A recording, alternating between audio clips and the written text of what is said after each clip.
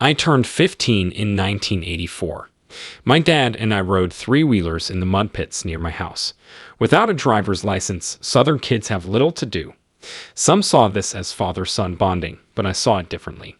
This took my mind off my house while my mother decorated for the surprise party I had known about for weeks.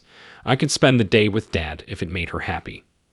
Mud challenges lurked around every turn in the mud pit's forested paths.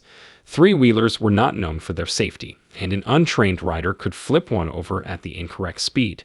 Every day, someone in my school had an arm cast or crutches.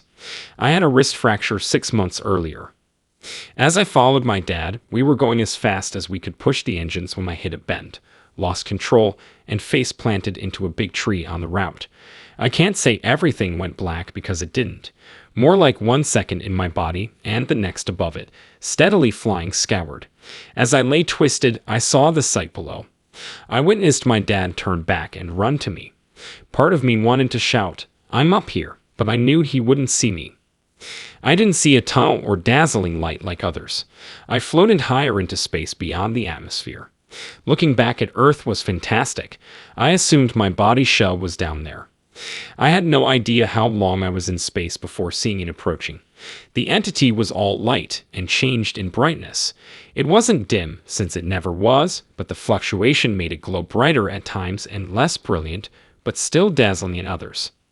This being where I reached me and started talking right away.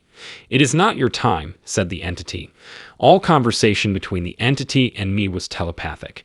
It looked easier, faster, and less work, so I never wondered why.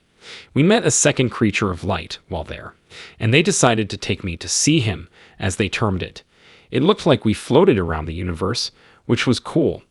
After a while, we observed a planet. This planet was massive. From above, I could see cities bigger than any on Earth, but not just cities.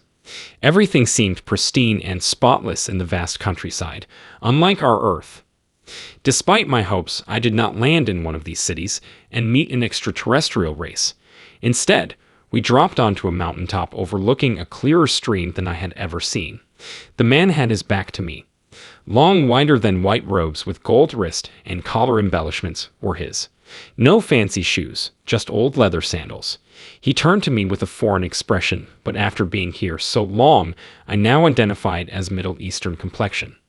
"You took quite a fall, but you weren't supposed to be here yet," he said. "You saw that." Jesus responded, "I was watching, and you arrived early. You want to do what?" Not comprehending the query, I repeated, "What would I like to do?" Jesus looked at the being and remarked, "He doesn't have all his memories back yet." I can't express what happened after the entity approached me.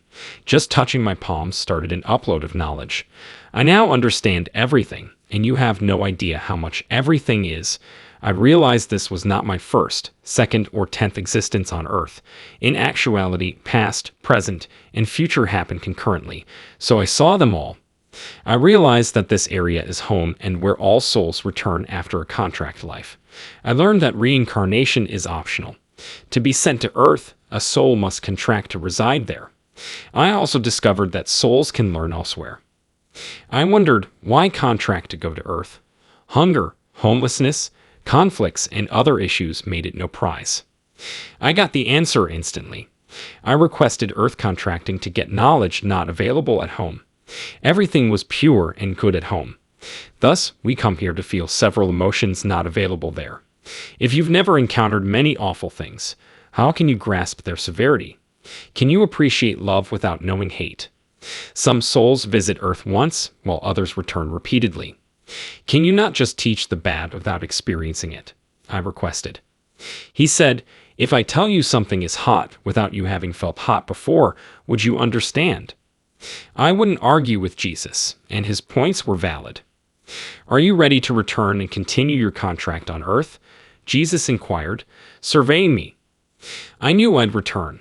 I wanted to be home with Jesus, but I had a contract to come here and would finish it.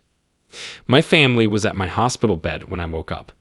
Unfortunately, my mother looked like she was crying and screamed with excitement when I tried to sit up, which they forbade.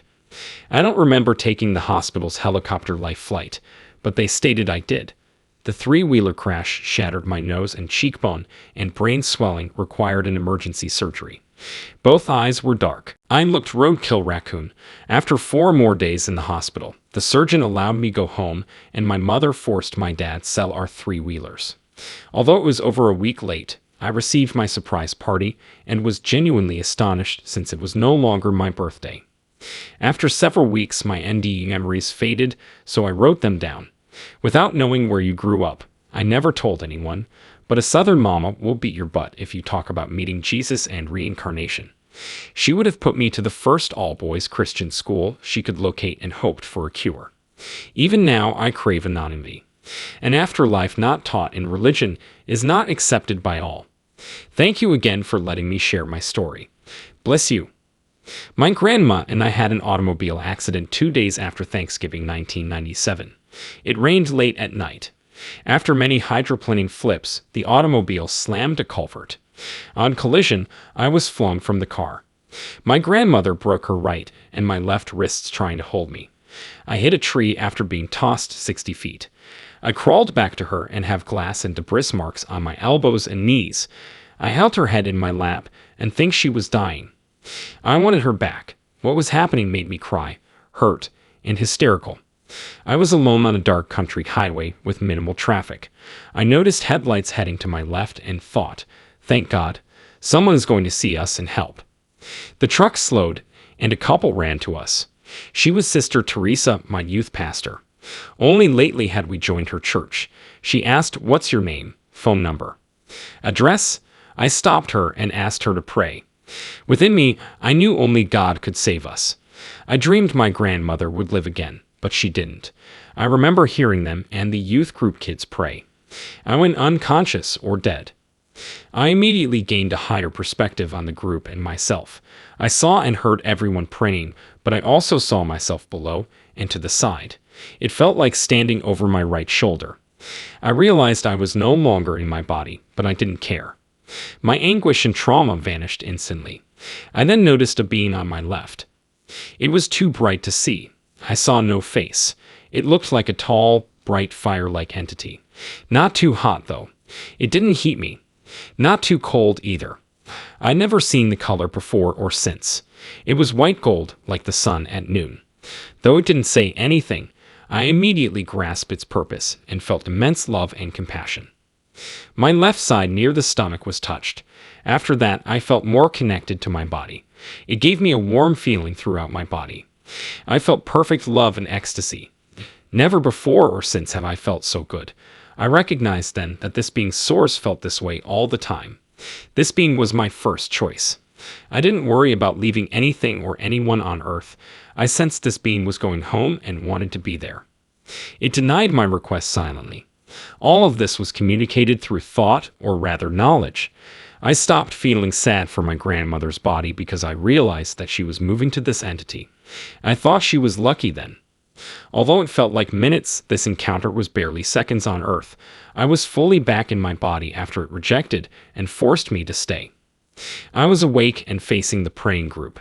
After arriving, the ambulance prepared me for a long travel to the nearest hospital that could handle my condition. The ambulance drivers informed my grandfather they wouldn't give a nickel for my life since they didn't think I'd survive the ride. My mom beat the paramedics to the hospital as they met me. She was allowed to walk the gurney back to surgery. I saw she was upset, so I smiled and told her it would be fine because it had healed me. After several days in the ICU and 2 weeks in the hospital, I went home. Later, Dr. Brown, the surgeon, demanded a follow-up at his office. He told me I was blessed to be alive as we sat across from his desk. He also thought I was alive by miracle. He said my spleen was shredded when he operated. The primary artery to my spleen was cauterized, preventing me from bleeding internally. Telling anyone about my experience was hard.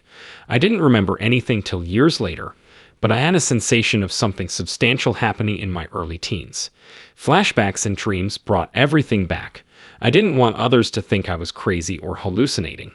However, in my late teens, I saw a TV show about NDEs and their effects. The stories become relatable immediately. I experienced some of what they stated. I tell everyone I talk to now. I want everyone to feel how I did. Nothing matches. no longer fear death or more like others. My faith changes as someone transforms. I'm more spiritual than my rigorous Christian doctrine. I stopped loathing myself or believing I was broken and became comfortable with my sexuality. Have been depressed. It's probably childhood trauma, but part of me still wants to be home and not in this body. Nature, literature, relationships, loving all living things, and awareness are my interests. Since the occurrence, I've had many psychic premonitions or divine wisdom. I never had that as a kid. Like a fingerprint on transparent glass, that brief but profound encounter with the entity shaped my life and soul. I fought with my mission since the incredible occurrence so many years ago, and eventually I found it. Tell my people what I've done. This should move in that direction.